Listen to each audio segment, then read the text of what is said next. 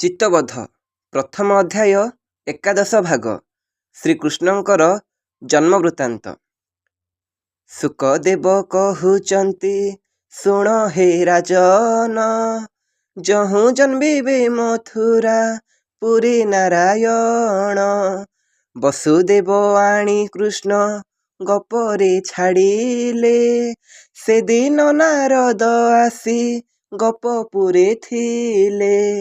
ନନ୍ଦଙ୍କ ମନ୍ଦିରେ ଆସି ହଇଲେ ପ୍ରବେଶ, ମୁନିଙ୍କି ଦେଖିଣ ନନ୍ଦ ହଇଲେ ହରଷ।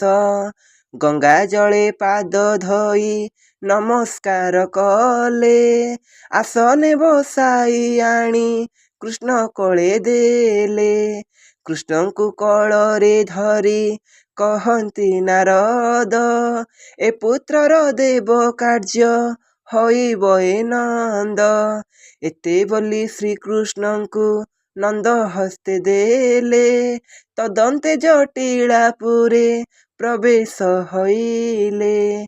ଦେଖିଣ ଜଟିଳା ସଖୀ ପାଦରେ ପଡ଼ିଲା, ବେନି କର ଯୋଡ଼ିଣ ସେ ମୁନିଙ୍କୁ ପୂଜିଲା।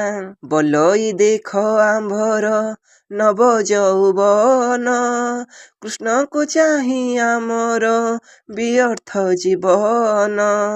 ମୁନି କହୁଛନ୍ତି ତୁମ୍ଭେ ଶୁଣ ଗୋ ଜଟିଳା, ଏତେ ଦିନେ ଆସି ତୁମ୍ଭ ଦୁଃଖ ଦୂର ହେଲା। ଅଳପ ଦିନେ କୃଷ୍ଣଙ୍କୁ ପାଇବ ବୋଇଲେ, ତଦନ୍ତରେ ଯାଇ ବୃନ୍ଦା ଗୃହେ ପ୍ରବେଶିଲେ।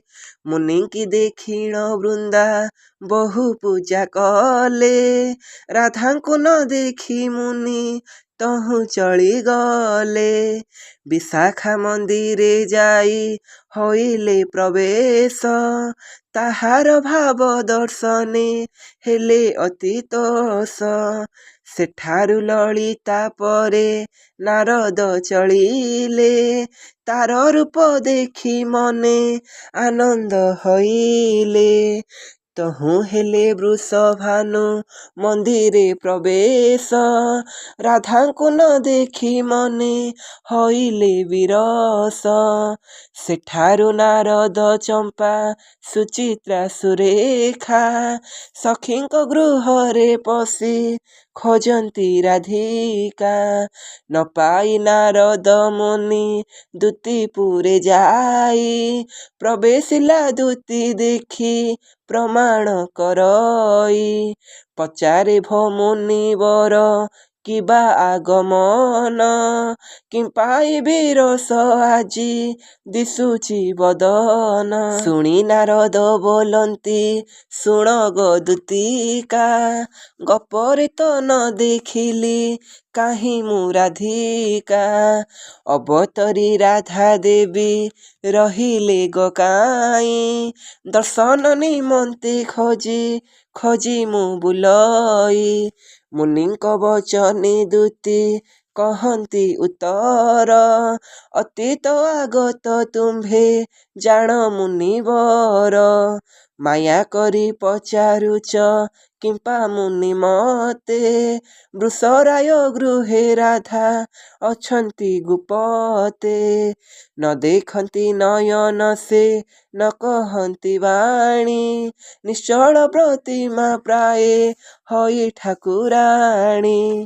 କ୍ଷୁଧା ତୃଷା ନାହିଁ ତାଙ୍କୁ ପଦ୍ମବନୁ ଜାତ, ତୁମ୍ଭେ କି ନ ଜାଣ ତାହା ବ୍ରହ୍ମାଙ୍କର ସୁତ। ଦୂତୀର ବଚନ ଶୁଣି ନାରଦ ଫେରିଲେ, ବୃଷଭାନୁପୁରେ ଯାଇ ପ୍ରବେଶ ହଇଲେ। ନାରଦଙ୍କୁ ବୃଷଭାନୁ ଦେଖି ପ୍ରଣମଇ, ଗଙ୍ଗା ଜଳେ ପାଦ ଧୋଇ ଆସନି ବସାଇ। ବେନି କର ଯୋଡ଼ିଣ ସେ କହଇ ବଚନ, ବାରମ୍ବାର ମୋ ପୁରକୁ କିବା ଆଗମନ। ଆଜ ଦିନ ବଡ଼ ଭାଗ୍ୟ ମୋହର ଦିଶିଲା, ତବ ପାଦ ରେଣୁ ଯେଣୁ ମୋ ପୁରେ ପଡ଼ିଲା। ଏକାଳେ ପ୍ରବେଶି ଯହୁଁ ବୃଷଭାନୁ ନାରୀ। ମୁନିଙ୍କର ପାଦେ ପଡ଼ି କହେ କର ଜଡ଼ି। ଆହେ ତ୍ରିକାଳଜ୍ଞ ମୁନି ବେଦବର ସୁତ। ଭାଗ୍ୟ ଦୋଷରୁ ମୋହର ନାହିଁ କନ୍ୟା ପୁତ୍ର। ଆଜି କାଳିନ୍ଦୀ ସ୍ୱାମୀ ସ୍ନାନ କରିଗଲେ। ବିଷ୍ଣୁଙ୍କ ପୂଜା ନିମନ୍ତେ ପଦ୍ମ କେ ତୋଳିଲେ। ସେହି ପଦ୍ମ ମଧ୍ୟେ ଥିଲା ଏକଇ ଦୁହିତା। ତାକୁ ସ୍ନେହେ ଆଣି ମତେ ଦେଇଛନ୍ତି ଭର୍ତ୍ତା। ବୋଇଲେ ରେ ସଖୀ ଏହା ପ୍ରତି ଯତ୍ନ କର। ସଂଖାଳି ହୋଇବ ଏହୁ ଜୀବନେ ଆମ୍ଭର।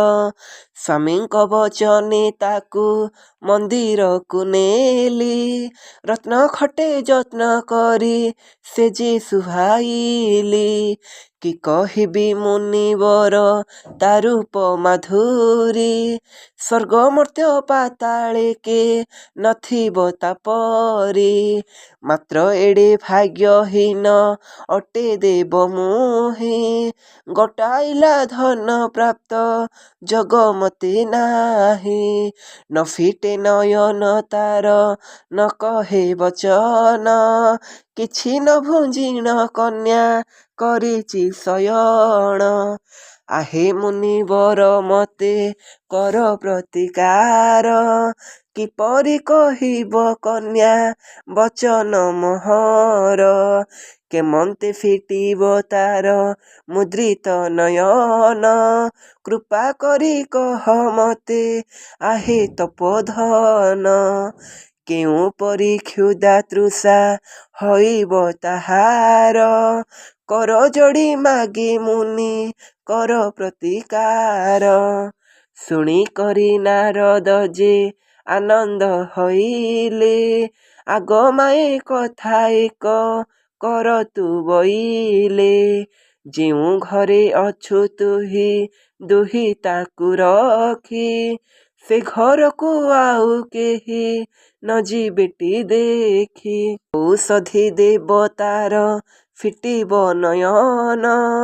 ଅତି ଚଞ୍ଚଳରେ ସେଉ କହିବ ବଚନ। ପଦ୍ମବନରୁ ସେ ଯେଣୁ ହୋଇଅଛି ଜାତ। ପଦ୍ମିନୀ ନାୟିକା ସେଠି ଅଜନୀ ସମ୍ଭୂତ। ତୋହର ଗୃହରେ ଅଛନ୍ତି ଆଜି ଯେତେ ଜନ। ବାହାର କରାଅ ତାଙ୍କୁ ମାନେ ମୋ ବଚନ। ମୁନିଙ୍କ ବାକେ ଚଞ୍ଚଳା ପ୍ରବେଶିଲା ଘରେ। ଯେତେ ଲୋକ ଥିଲେ ତାଙ୍କୁ ତଡ଼ିଲା ବାହାରେ।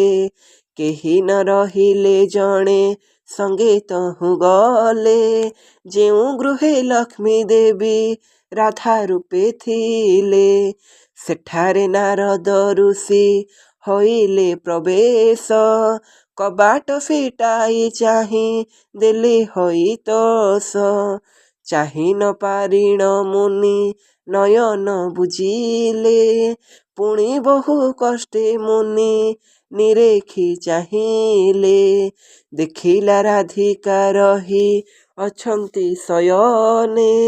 କୋଟି ଚନ୍ଦ୍ର ଉଦୟ କି ହୋଇଛି ସେ ସ୍ଥାନେ। ତ୍ରାହି ତ୍ରାହି ବୋଲି ମୁନି ରାଧା ପାଦେ ପଡ଼ି। ଉଠି ଉଭା ହୋଇ ପୁଣି କରପତ୍ର ଯୋଡ଼ି। ନାନା ସ୍ତୁତି ପଢ଼ି ହୋଇ ଭାବେ ଗଦ ଗଦ। ବେନି କର ଯୋଡ଼ି ଶିରେ କହନ୍ତି ନାରଦ। ଜୟ ଜୟ ରାଧିକା ଗ ଜଗତ ଜନନୀ। ଜୟ ଜୟ ମହାଲକ୍ଷ୍ମୀ ଜଗତ ପାଳିନୀ। ଜୟ ଜୟ ତ୍ରିପୁରା ଗ ଜୟ ଆଦିମାତ। ଜୟ ଜୟ ତ୍ରିପୁର ପାଳିନୀ ଗୋ ସମ୍ଭୂତ। ଜୟ ପଦ୍ମବାସିନୀ ଗ ପଦ୍ମବନୁ ଜାତ। ନେତ୍ର ଫେଡ଼ି ଚାହିଁ ଦିଅ ଜଗତର ମାତ। ଜୟ ସଙ୍କଟ ତାରିଣୀ ବିଷ୍ଣୁଙ୍କ ଘରଣୀ। ଭାରା ଉଶ୍ୱାସିବା ପାଇଁ ଜନ୍ମିଛ ଧରଣୀ। ଅବତାର ଘେନି କୃଷ୍ଣ ହଇଲେଣି ଜାତ, ସଂଶୟ ନ କର ମନେ କହୁଅଛି ସତ୍ୟ। ତାଙ୍କୁ ଘେନି ଗପ ଲୀଳା କର କମଳିନୀ, ଉଠ ଉଠ ଜନନୀ ଗ ସଂସାର ତାରିଣୀ। କୃଷ୍ଣ ରୂପେ ବିଷ୍ଣୁ ଜନ୍ମି ଦେବକୀ ଉଦରେ, ଏ ଗୋପକୁ ଆସି ରହିଛନ୍ତି ନନ୍ଦ ଘରେ। ଦେଖ ତୁ ସ୍ୱାମୀକୁ ତୋର ନୟନ ପୁରାଇ, ତବ ଲୀଳା ଦେଖି ମାଗ ନିସ୍ତରୁଏ ମହି। ସାଧୁ ସନ୍ଥ ଭକ୍ତ ଜନେ ତବ ଲୀଳା ଦେଖି, ନିସ୍ତାର ଲଭିବେ ଭବୁ ହୋଇ ମହାସୁଖୀ। ମହାଦୁଷ୍ଟ ଦୈତ୍ୟ କଳୁ ଭଜିବେ ବିନାଶ, ସ୍ୱର୍ଗରେ ଦେବତା ମାନେ ହୋଇବେ ହରସ। ମାତ ଦୟା କରି ନିଜ ରୂପ ତୋର ଧର, ଯେଉଁ ରୂପ ଦେଖି ତୃପ୍ତି ଭଜିବ ସଂସାର। ଏହି ରୂପ ସ୍ତୁତି ଯହୁଁ ନାରଦ ବଖାଣି, ଅନ୍ତର୍ଗତେ ଜାଣିଲେ ତା ଦେବୀ କମଳିନୀ। ଫିଟାଇ ନୟନ ଦେବୀ କହିଲେ ବଚନ, ପଦ୍ମ ପୁଷ୍ପ ପ୍ରାୟ ତାଙ୍କ ଦିଶିଲା ବଦନ। ବସିଣ ପଲ୍ୟଙ୍କେ ଯଉ ଦିଗେ ଅନାଇଲେ, ପ୍ରମାଣ କରି ନାରଦ ତହୁଁ ଚଳିଗଲେ। ଅନ୍ତର୍ଧାନ ହେଲେ ଯହୁଁ ବ୍ରହ୍ମାଙ୍କ କୁମର, ଗମ୍ଭୀରି ଘରୁ ରାଧିକା ହୋଇଲେ ବାହାର। ରାଧାଙ୍କୁ ଦେଖି ଚଞ୍ଚଳା ବେଗେ କଳ କରି, ବୃଷଭାନୁ ଆନନ୍ଦକେ ମୁଖେ କହିପାରି। କହିଲେ ଅନନ୍ତ ଶୁଣ ଶୁଣ ଠାକୁରାଣୀ, ମୌନରେ ଥିଲେ ରାଧା କହିଲେ ସେ ବାଣୀ। ପୁଣି ମହାଲକ୍ଷ୍ମୀ ପ୍ରଭୁ ପାଦ ତଳେ ପଡ଼ି, ବିନୟ ହୋଇ କହନ୍ତି ପୁଣି କର ଯୋଡ଼ି। ତୁମ୍ଭେ ତ କହିଲେ ଲୋ ମୁଁ ରାଧା ହେଲେ ଜାତ, ପୁଣି ତ କହିଲ ହେଲେ ଗୋଲକୁ ସମ୍ଭୂତ। କହିଲ ପାତାଳ ମର୍ତ୍ତ୍ୟ ସ୍ୱର୍ଗ ତିନିପୁର, ପୁଣି ବୋଲଇ ଅଛି ଗୋଲକ ମଣ୍ଡଳ। ଯେବେଟି ସୁଦୟା ମତେ କଲ ଭଗବାନ, ସଂଶୟ ବିନାଶୀ କିମ୍ପା ନ କହ ବଚନ। ଏଥିରେ ବହୁ ସଂଶୟ ଜନମିଲା ମୋର, ଅନୁଗ୍ରହ କରି କୁହ ଏହି ସମାଚାର। ଲକ୍ଷ୍ମୀଙ୍କ ବଚନ ଶୁଣି କହନ୍ତି ଅଚ୍ୟୁତ, ଗଣ୍ଠି କଥା ମାନ ସଖୀ ପଚାରୁଛୁ ତୁ ତ। ଗୋଲକର ଲୀଳା ଯାହା ପଚାରୁଛୁ ମତେ, ତିନିପୁର ବାହାର ସେ ନାହିଁ ଏ ଜଗତେ। ଯହିଁ ନାହିଁ ଜଳ ସ୍ଥଳ ଅନଳ ପବନ, ଚନ୍ଦ୍ର ସୂର୍ଯ୍ୟ ନ କରନ୍ତି ଯେ ପୁରେ ଗମନ। ଦେବଗଣଙ୍କୁ ଯେ ପୁର ଅଟେ ଅଗୋଚର, ଶୂନ୍ୟ ଶୂନ୍ୟ ମହାଶୂନ୍ୟ ସେ ଗୋଲକପୁର। ନାହିଁ ଧର୍ମ ନାହିଁ କର୍ମ ଅଟେ ସେ ଗୋଲକ, ସେହି ଗୋଲକପୁରର ନାହିଁ ରୂପରେଖ। ସେ ଗୋଲକପୁରେ ବିଷ୍ଣୁ କରୁଛନ୍ତି ଲୀଳା, ତୁମ୍ଭେ ତ ଗୋଲକେ ଅଛ ଶୁଣ ଗୋ କମଳା। 84 ସହସ୍ର ସଖୀ ତବ ଲୋ ମୁଁ ଜାତ, ଶତଗୁଣେ ତୁମ୍ଭ ଠାରୁ ଅଛନ୍ତି ଦୀପିତ। କରନ୍ତି ସେ ମୋରି ପାଦେ ସେବା ନିରନ୍ତର, ତଙ୍ଗୁ ଜାତ ମୋ ସଙ୍ଗେ କରନ୍ତି ବିହାର। ଗୋଲକ ମଣ୍ଡଳେ ନିତ୍ୟ କରନ୍ତି ରାହାସ, ସ୍ୱୟଂ ବିଷ୍ଣୁ ସେହିଠାରେ କରୁଛନ୍ତି ବାସ। ତୁହି ଗୋ କମଳା ତହିଁ ସଖୀ ଗଣ ସଙ୍ଗେ, ରାସ ମଣ୍ଡଳେ ବିହାର କରୁ ନାନା ରଙ୍ଗେ। ଶୁକ ମୁନି କହନ୍ତି ଯେ ପରୀକ୍ଷ ନୃମଣି, ଚିତ୍ତବୋଧ ଗୀତ ଏ ଅମୃତମୟ ବାଣୀ। ଅଚ୍ୟୁତ ଦାସ କହଇ ଧ୍ୟାଇ କୃଷ୍ଣ ପାଦ, ପ୍ରସନ୍ନ ହେବାରୁ ହରି କଲି ଚିତ୍ତବୋଧ।